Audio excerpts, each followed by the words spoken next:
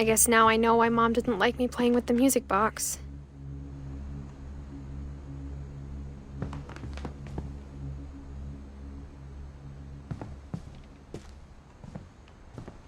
Edie's father, Odin, built the original house.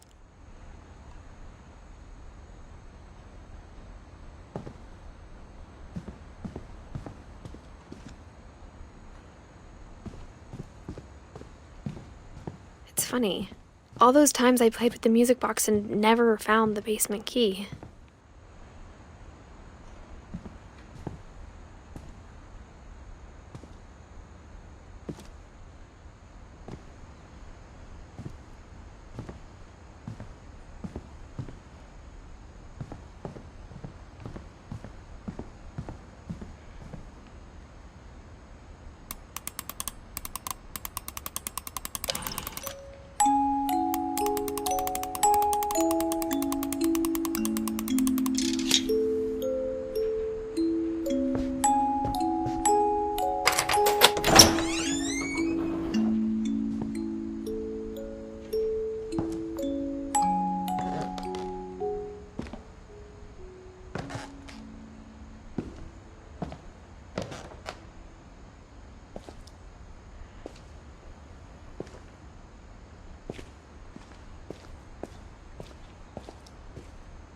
Mom said the basement was off limits, unless I wanted another tetanus shot.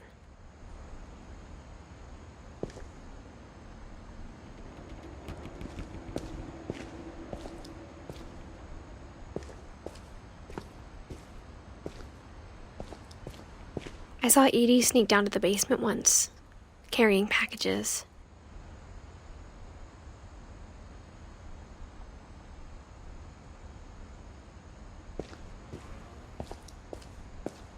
I thought maybe she was hiding presents.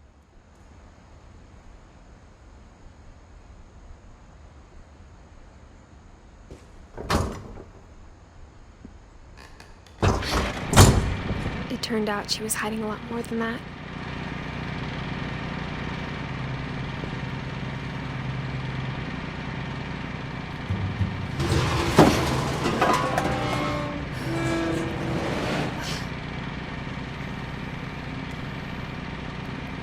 I remember asking Mom once about where Walter had gone.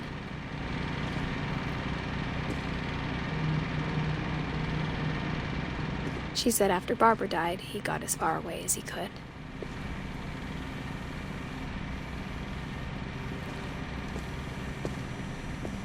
If there's a pattern in all these stories,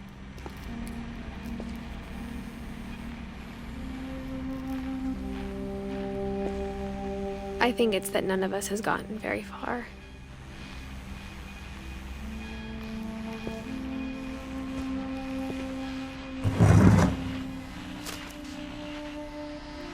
Goodbye, everyone.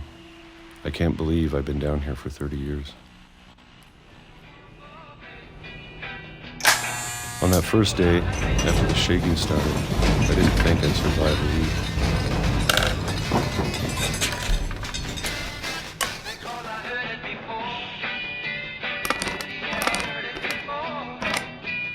But after a few days, I settled into a routine. That's what kept me sane. Having a schedule, living for today. I always expected to be dead tomorrow. But if you wait long enough, you get used to anything.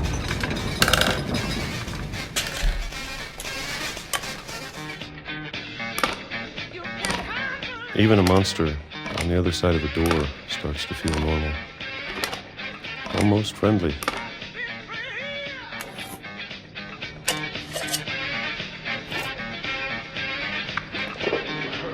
And then one day, everything just stopped.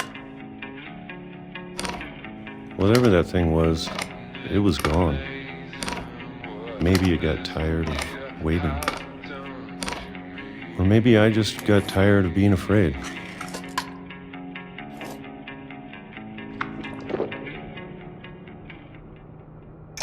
It's been a week now, the longest in 30 years. I'm done waiting. I have to leave while I still can.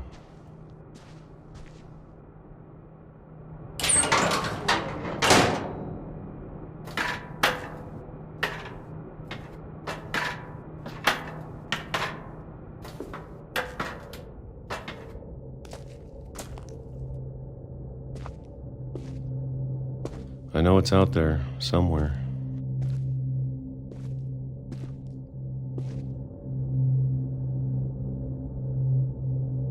Whatever killed Barbara.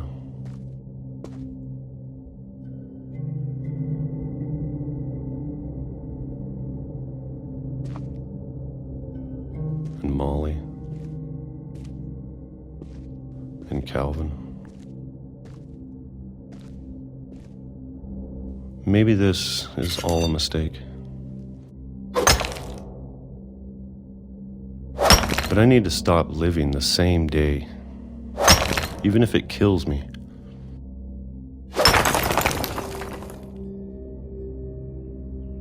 Whatever's out there, I want you to know I'm ready for it. I'm going to appreciate all of it, especially the food.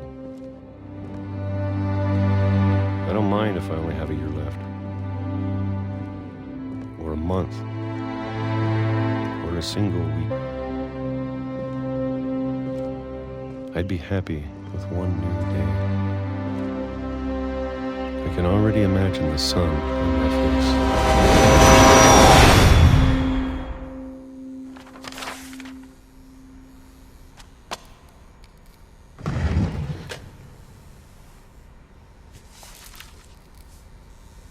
Walter died when I was 6. I can't believe my mom never told me he was down here.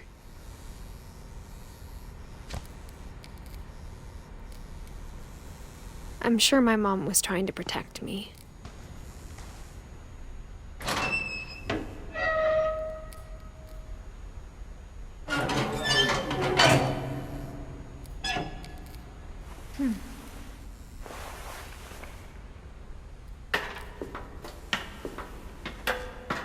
Maybe she was afraid I'd end up like Walter.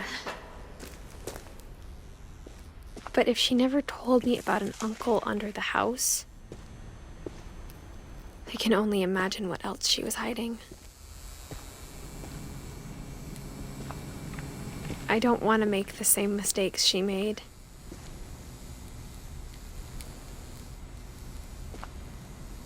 Trying to bury something that's still alive.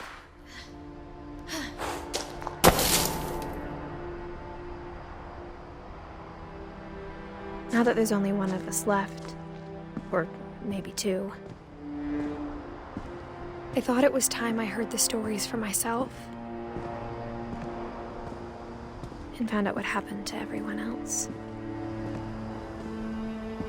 But now I'm worried the stories themselves might be the problem. Maybe we believed so much in a family curse, we made it real.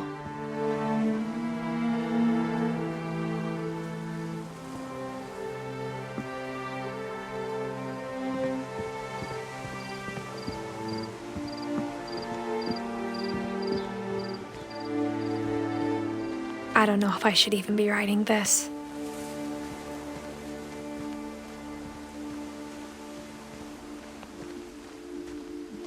Maybe it'd be better if all this just died with me.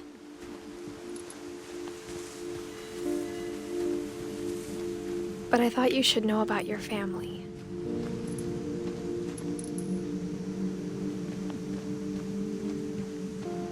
And the history you're a part of.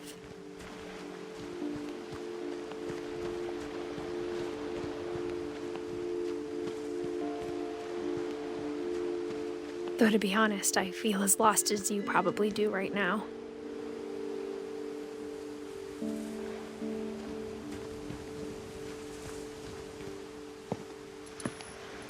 I think the people in these stories believed them, for what that's worth.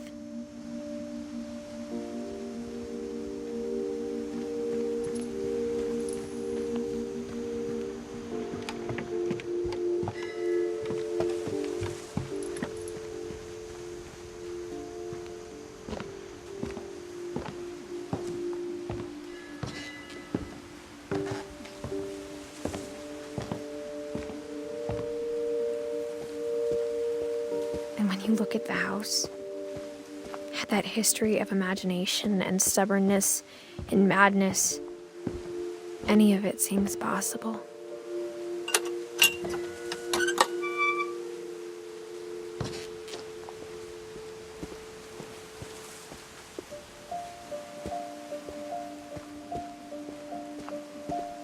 I think we've been surrounded by death for so long, we've just gotten used to it.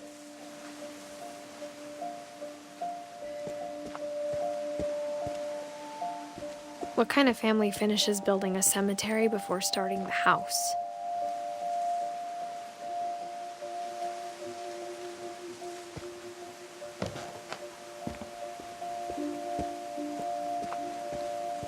It's embarrassing for me to admit this, but the pet cemetery made me more uncomfortable than the human one. 3 of the gerbils were mine, and 2 had been my fault.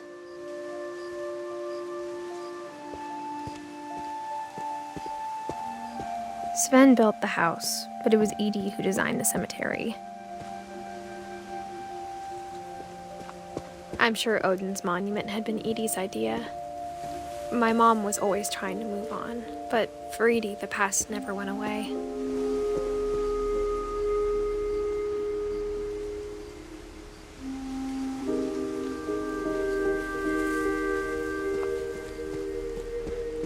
She could see it poking out of the water at low tide.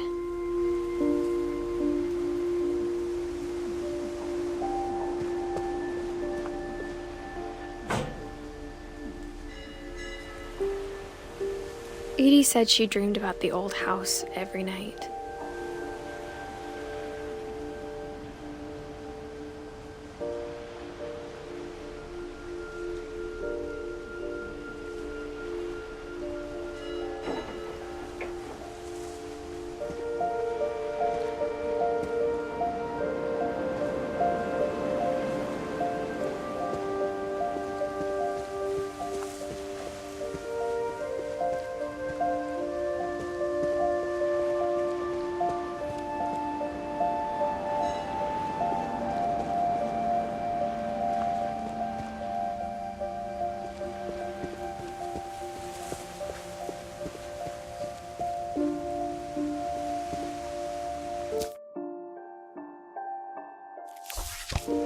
Edie's side was always easier for me to understand.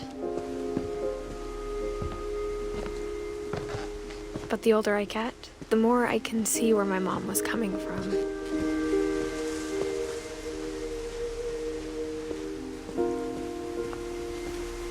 She lost 2 of her brothers, just like I did. I get why she tried so hard to protect us.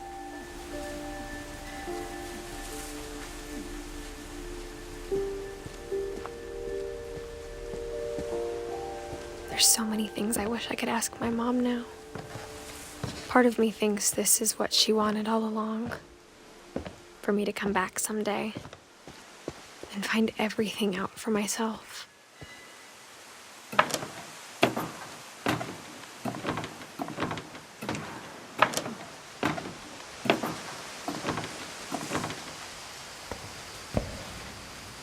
But looking back on it now,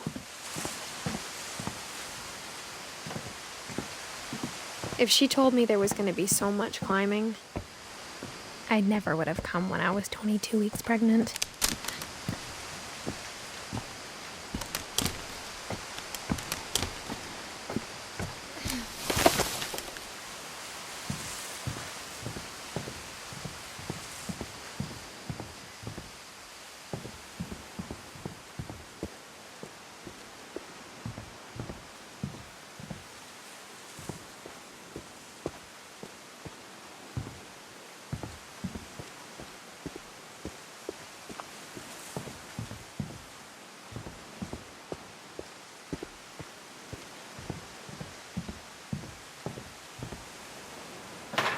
I never met Grandpa Sam, but I think he and my mom had a lot in common.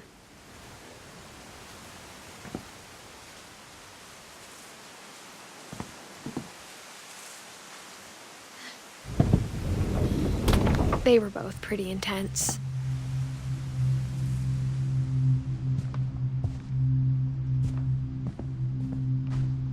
Instead of hiding from death, Sam seemed to go out of his way to meet it.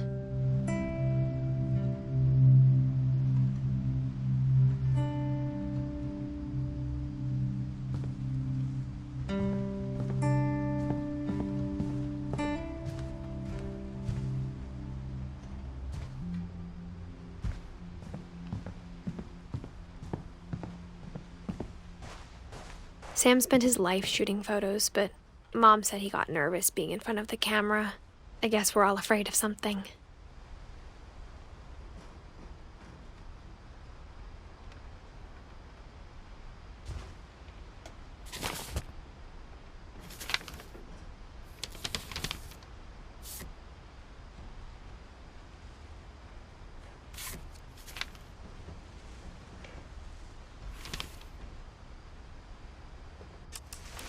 Dawn, I promise, you'll never forget this weekend.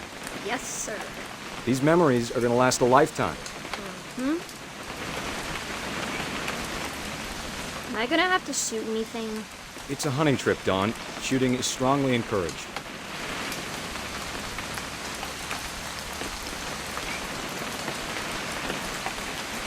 What?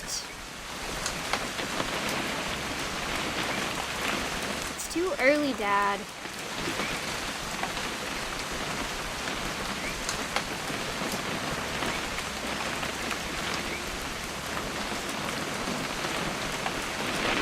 Okay.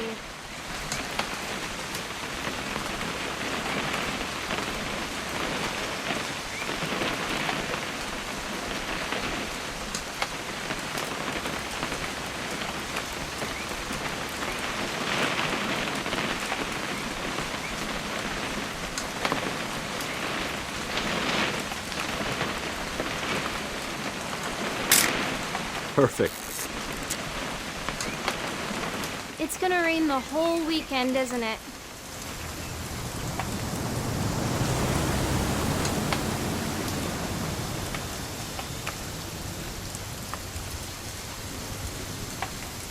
Please just take the damn picture. Hey, language. I will never forget this weekend, Dad. Okay, got it. I'm gonna take some pictures, okay? Just be careful. That camera's older than you are.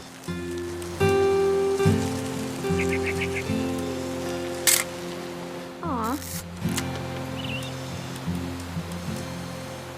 You're right, Dad. It's starting to clear up.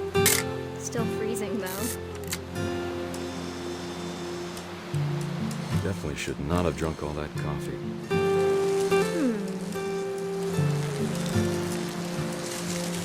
Hold still. Hey! That's a keeper. Nothing quite like being outside. I'm just saying, I'm not always gonna be here, Dawn. You'll need to remember this stuff, if you want to survive. I'll be fine, Dad. You know who else thought he was gonna be fine? Some guy who died. Dawn, I'm being serious. Dad! Good eyes, Dawn.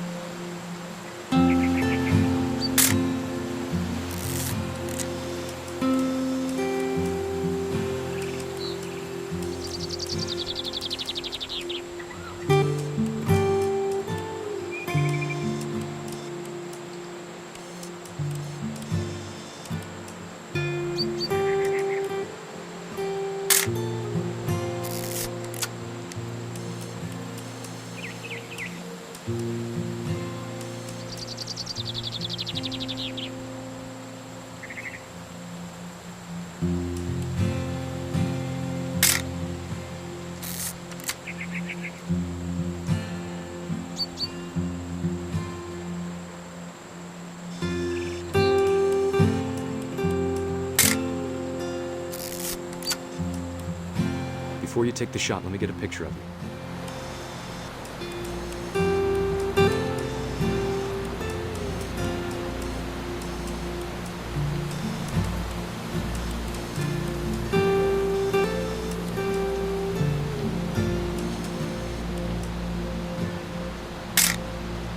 I'm over here, Dad.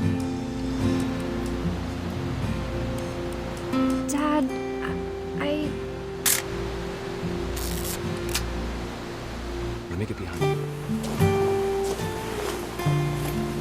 Do I have to do this? Dawn, you don't have to do anything. But if you want to survive, you'll need to be strong.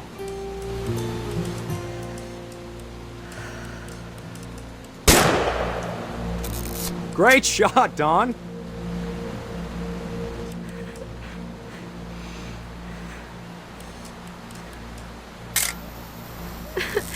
I'm proud of you, Dawn. Always remember that, okay?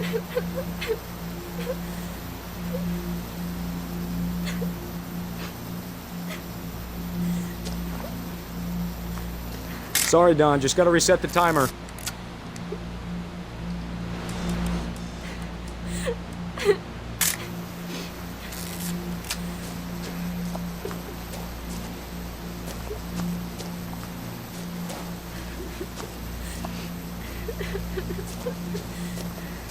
Dad, it's twitching. I think That's it's totally so- normal, Dawn. Just focus on the camera. Try not to think about— Dad!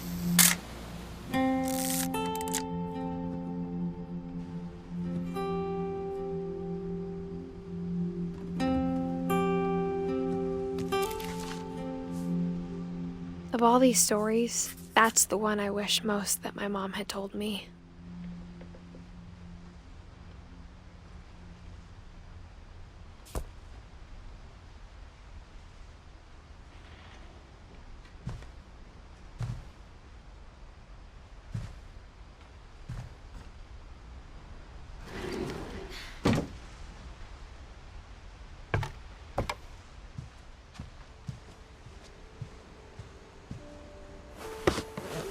After Sam died, my mom and Edie got really close. They'd both lost a lot.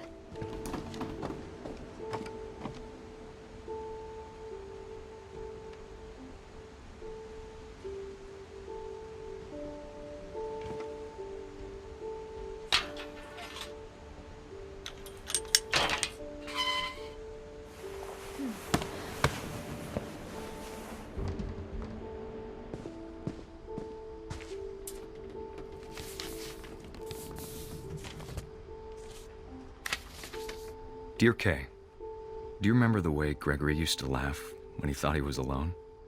Like something funny was happening, but only he could see it.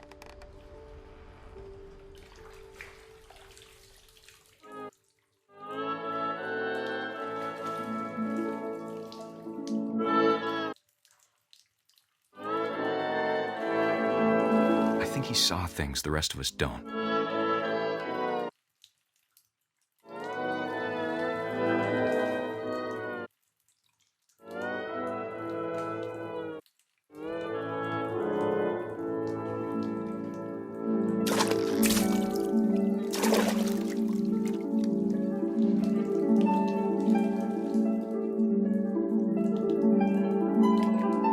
Bartend over, Gregory. It's time to... Hold on, sweetie. Hello? Sam, I told you I don't want to talk right now. I wonder what he saw.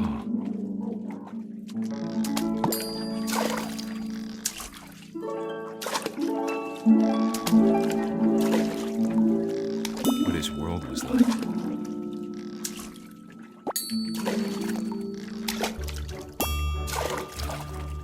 He reminded me so much of Calvin. Lost in his imagination.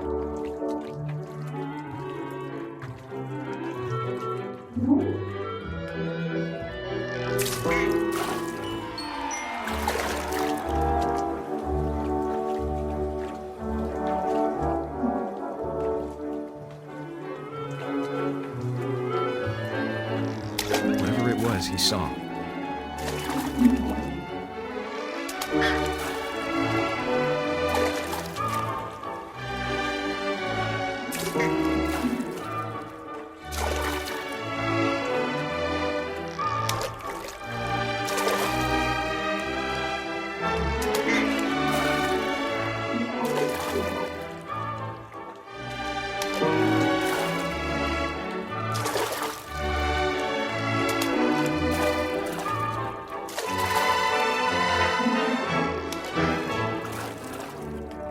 It sure made him happy.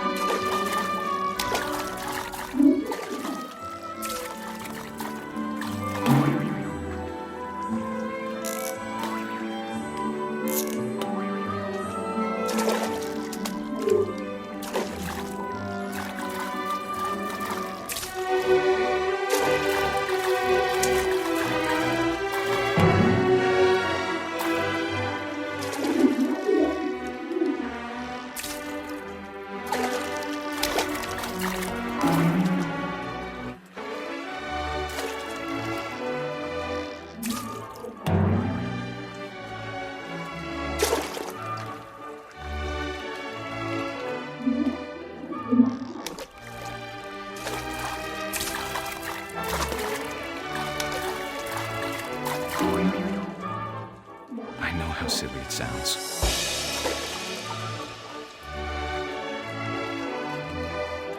That I worried about a baby being too happy. But I could feel him slipping away. Sorry about that, Gregory.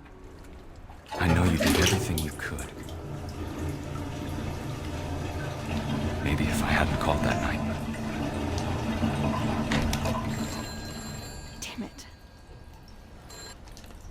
Hold on, I don't want Gregory to hear this.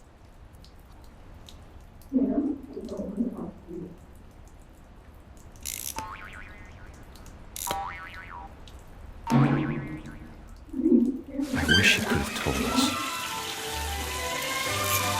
about the world he saw.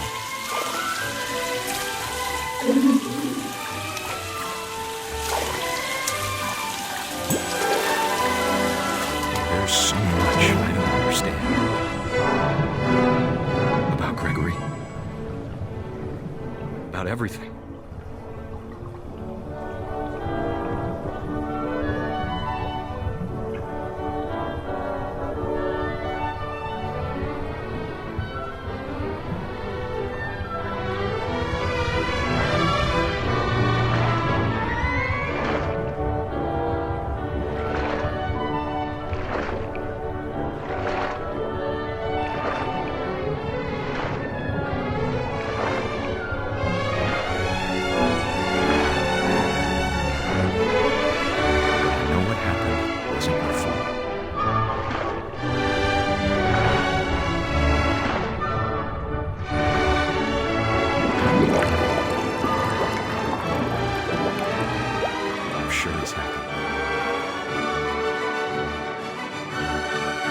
He'd want you to be happy too.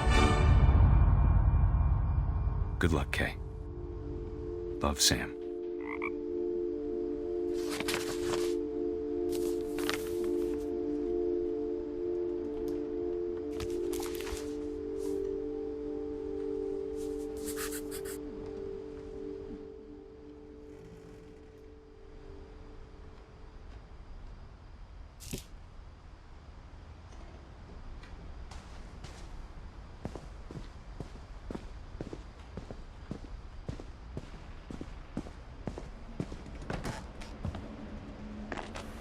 My mom moved up to the loft after her brothers died. At the time, it was as far away as she could get.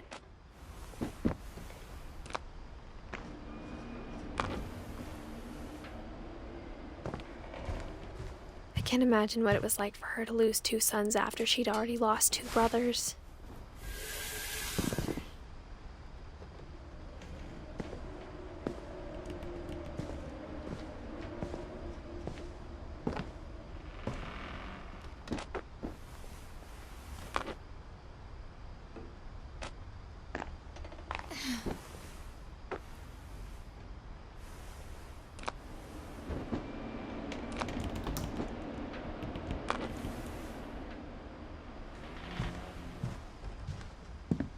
She spent a summer building houses in Calcutta, where she met my dad, Sanjay.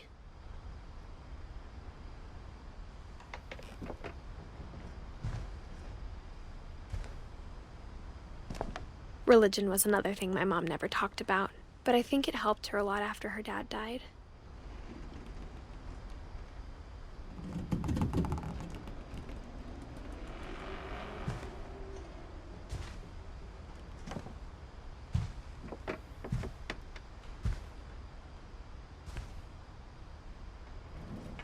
My mom moved to India a week after graduation and got a job teaching English. Louis was born a year later.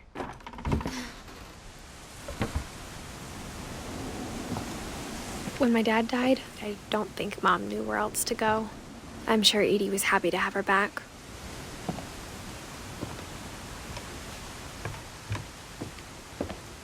The house had to get a little bigger, but Edie was used to that. And for a while, things were good. Almost normal, but it didn't last.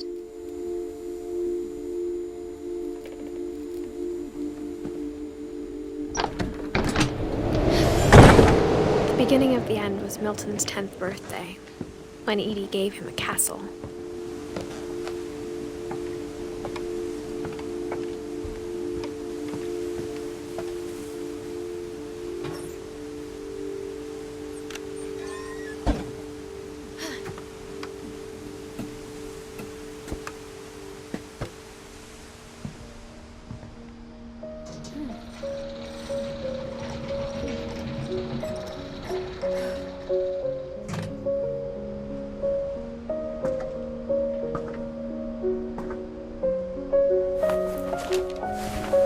Milton Finch in The Magic Paintbrush.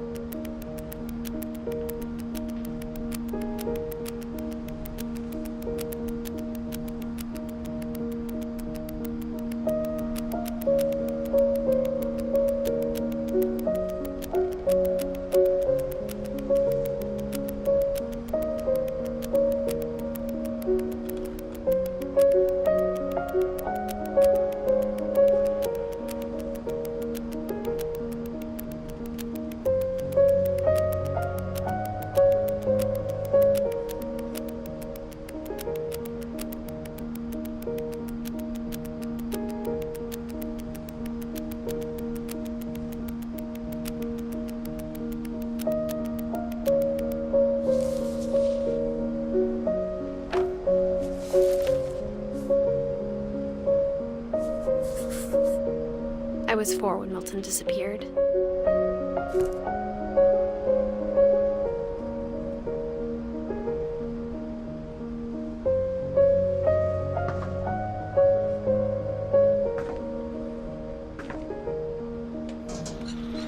Mom spent months searching for my brother. Then she sealed the doors.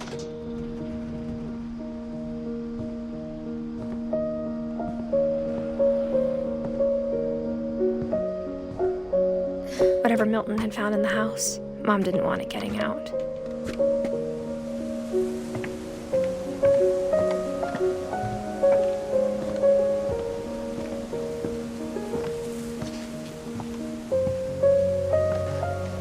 Mom definitely blamed Edie, but I think Louis blamed himself. After he graduated, he just spent more and more time in his room. until Mom got him a job at the cannery.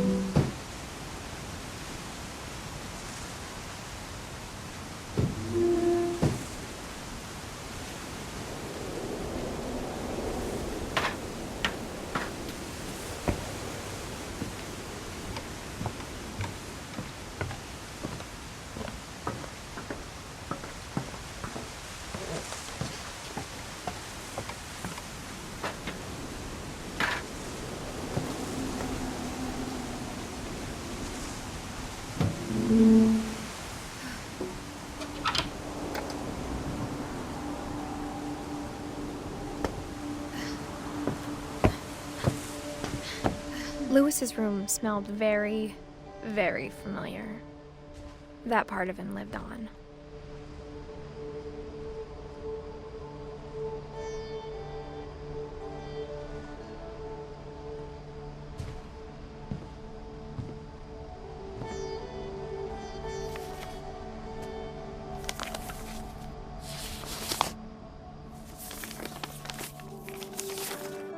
Dear Mrs. Finch, as Lewis's psychiatrist, I can understand your desire for an explanation. As I see it, the trouble began in January, shortly after we convinced your son to seek treatment for substance abuse. Newly sober, I believe Lewis first noticed the monotony of his daily life.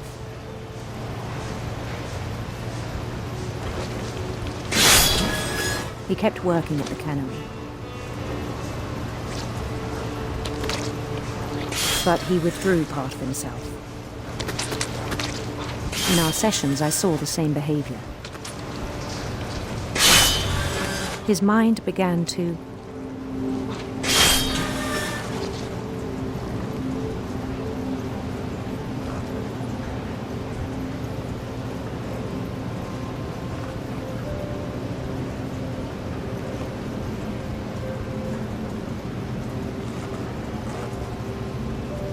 wander.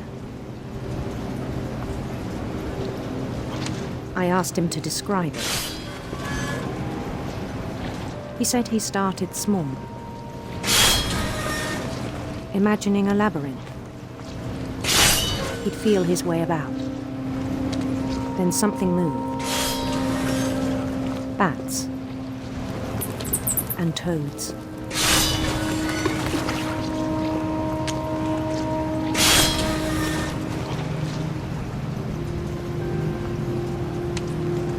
And things that have not names. He knew it was all in his head.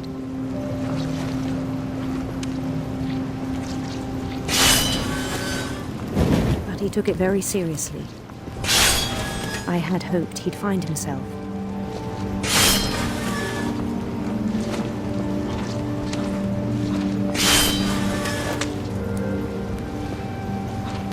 But he found something more.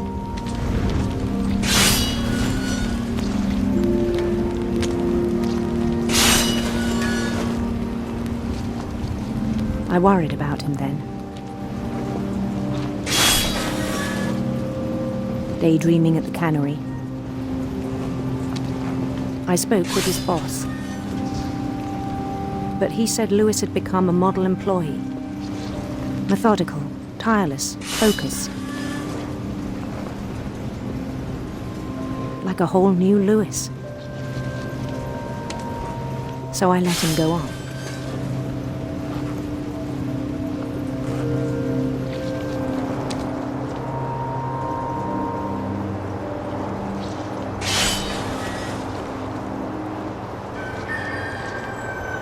I even encouraged him.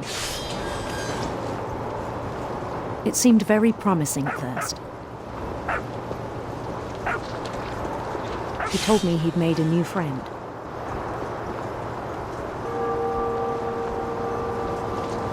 On the edge of a city he named Lewis-topia. He built the city up slowly, brick by brick. Then he made musicians.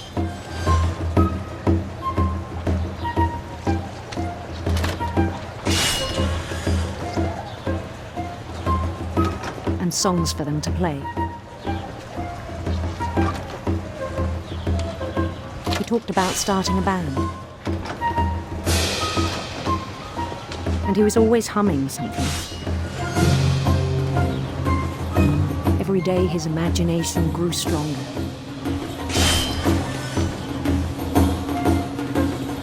He no longer spoke at the cannery. But his chopping was as reliable as ever. Then one day it struck him that all the cheering crowds, even the stones under his feet, were all in his imagination, so he could do whatever he wished.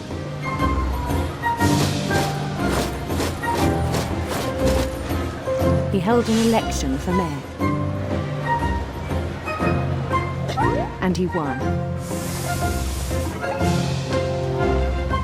They begged him to stay, but his mind was already wandering.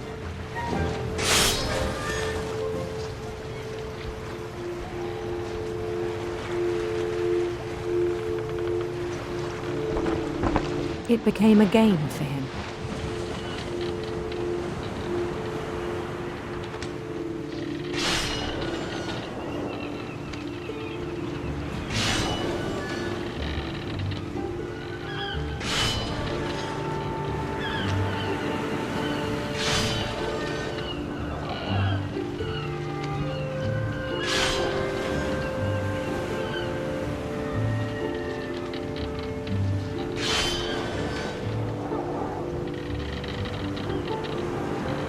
He'd conquer a city, then immediately push on. New Louisville.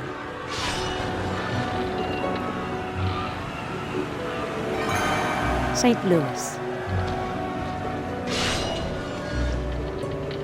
He started drifting away from our reality.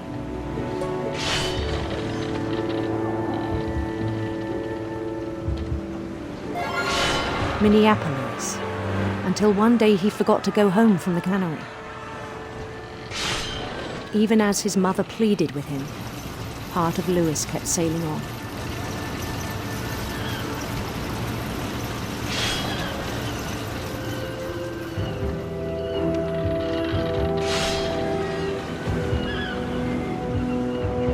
In Louisburg, he heard rumors of a beautiful prince.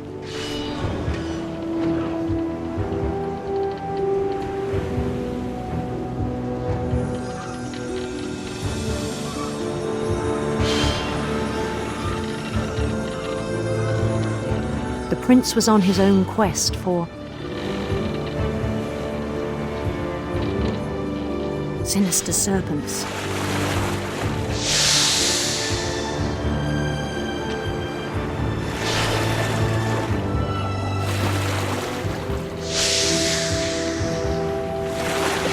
He followed the sound of his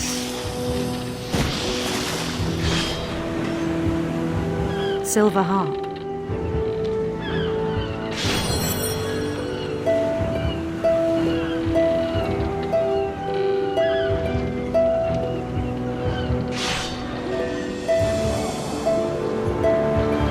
His chase led him to a golden palace east of the sun and west of the moon. Even then, his logic remained sound.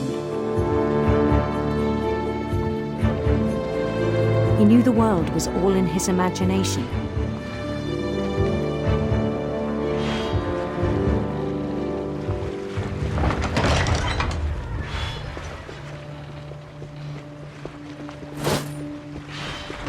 But he was so proud of having created it. In his own eyes, he'd become something greater than a king.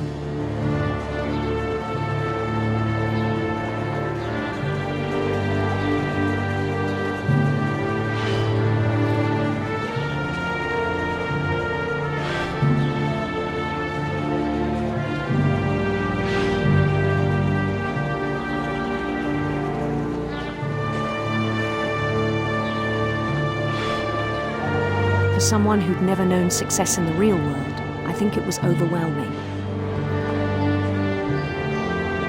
And then it struck him that the real Lewis was not the one chopping salmon, but the one climbing the steps of a golden palace.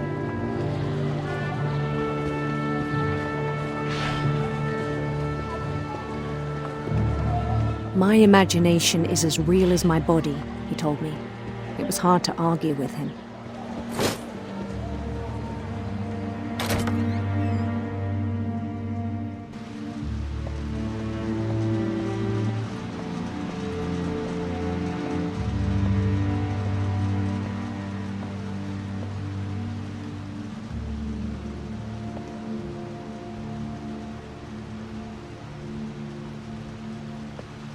He began to forget the world we know.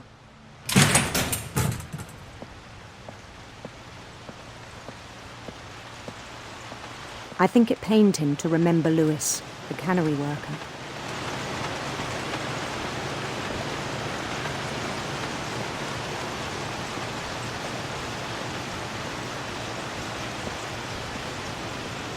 He began to despise the man with a royal contempt.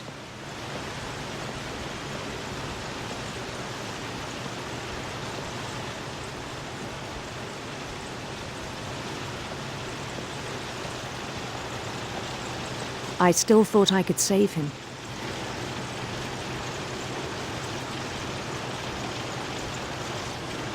Even after he said he was being crowned king over all the lands of wonder.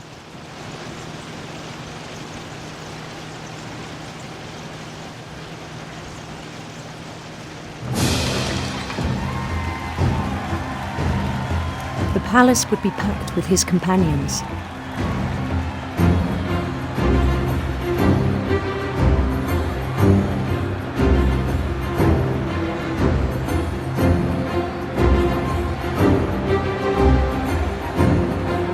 Including the wise Calico who had insisted on inviting him.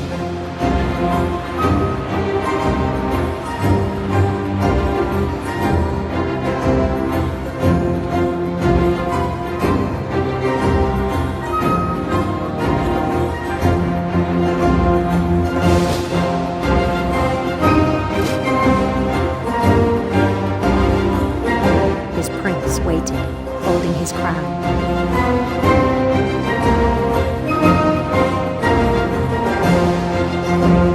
There was only one thing left to do.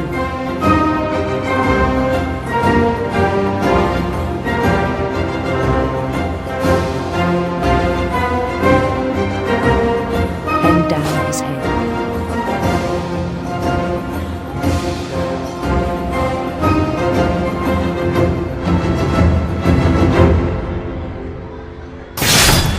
And the rest I think you know. Mrs. Finch, your son was a kind man who will be missed by all of us who knew him.